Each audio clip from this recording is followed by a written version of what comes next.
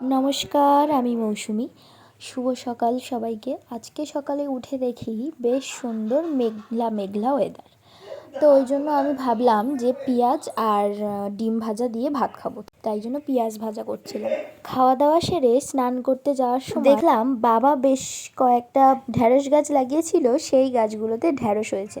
এই ফুলগুলোর নাম আমি জানি না, কিন্তু দেখতে বেশ ভালোই লাগে, নানান রকম কালারের হয়। আমাদের এখানে লাল হয়েছে। আমরা গাছ থেকে ফুলগুলো তুলি না, ওইভাবেই রেখে দিই, তো দেখতে ভালো লাগে। সারা গাছ একদম লাল ফুলে থোকা থোকা, বেশ সুন্দর দেখতে লাগে। আর এইদিকে পুঁই শাক গাছ পুঁতেছিল বাবা, তো সেইটা দেখছিলাম। এখানে বেশ সুন্দর লকলকিয়ে গাছ বেরোচ্ছে সবে সবে। অনেকগুলো পুঁই শাক গাছই হয়েছে, আরও অনেক কিছু গাছ এখানে আছে। 3-4টে ঢ্যাঁড়স তো তুলে আমাদের খাওয়াও হয়ে গেছে। স্নান সেরে এসে দেখি বাড়ির পিছনের বিলটায় লাঙল টানা হচ্ছিল।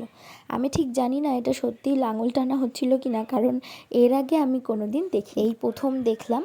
তারপর দুপুরের খাওয়াটা সেরে নিলাম। আজকে দুপুরে ছিল একটা ভাজা আর এটা পোনা মাছের ঝোল বরবটি দিয়ে। তারপর দুপুরে একটা লম্বা ভাত ঘুম দিয়ে উঠে দেখি বর ফুচকা নিয়ে ফুচকাটা খাই। আজকের ভিডিওটা এই পর্যন্তই। সকলে ভালো থাকবেন, সুস্থ থাকবেন। নমস্কার।